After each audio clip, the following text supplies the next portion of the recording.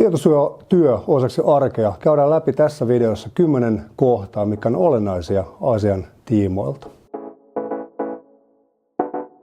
Käydään 10 kohtaa, 10 helppoa kohtaa läpi. Ensimmäinen kohta, mikä on olennaista muistaa, on se, että täytyy miettiä valmiiksi, tarvitaanko teille tietosuoja vastaava. Jos teidän toimintaan liittyy se, että on useita työntekijöitä, paljon asiakkaita ja te käsittelette tietoa säännöllisesti, aika todennäköisesti lähtökohtaisesti tarvitsette tietosuoja vastaava. Toinen kohta. Miten teille käsitellään tietoa?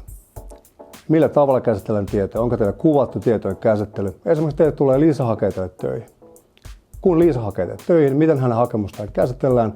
Tietoa tallentaa sähköpostiin, paperimuotoon, eri järjestelmiin sitten eteenpäin. Miten me voidaan miettiä se tietovuo, tiedon käsittely? Kuvataan se vuonna kokonaisuutena. Kohta 3. Onko teillä perusteet tietojen käsittelyä, henkilötietojen käsittelyä? Yleensä on. Yleensä tämä ei ole ongelma. Teillä on todennäköisesti lainmukainen peruste siihen.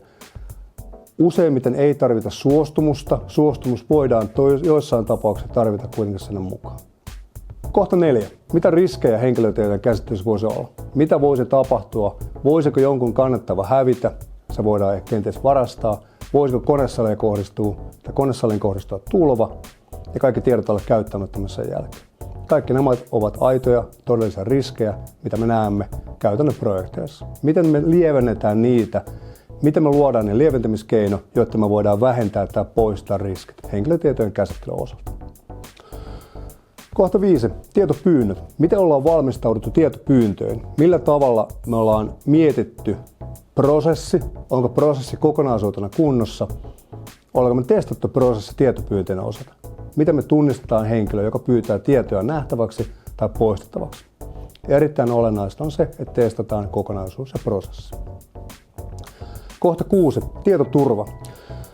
Tietosuojavaltuutetun toimisto on ohjeistanut, täytyy miettiä tietoturvaa. Mitä tämä käytännössä on? Käytännössä tämä tarkoittaa siitä, että mietitään sekä fyysistä että teknistä tietoturvaa, tietosuojaa, miten me toimitaan arjessa. Ja lähtien siitä, että kun lähdetään oman koneen luota pois, niin laitetaan se työasema lukkoon. Laitetaan ovet lukkoon, se on tarpeellista, toimisto-ovet lukkoon, huolitaan sekä fyysisestä että sähköisestä turvallisuudesta. Kohta 7. Kumppanit ja sopimukset. EU-tietosuoja-asetus laajentaa vastuuta myös kumppaneihin ja sitä kautta sopimukseen. Tietojenkäsittelysopimus, Data Processing Agreement on tärkeää siinä mielessä, vastuutetaan, kuka tekee mitäkin, missä vaiheessa, miten henkilötietoja käsitellään ja kuka käsittelee milläkin tavalla. Te olette vastuussa teidän asiakkaalle, asiakas on vastuussa käyttäessään teitä. Tämä ketju jakaantuu kautta linja. Kohta 8. Informointivelvollisuus. Vanhat web-sivuilla olevat selosteet ei ole enää tarpeellisia siinä mittakaavassa, mutta informointivelvoite voidaan täyttää myös laittamalla web-sivulle ilmoitus, millä tavalla henkilötietoja käsitellään, mihin niitä käsitellään, millä tavalla niitä käytetään. Varsinainen käyttöseloste on yhtiön sisäinen, organisaation sisäinen toiminta, seloste, miten me käsitellään tietoja, miten niistä pidetään huolta. Kohta 9.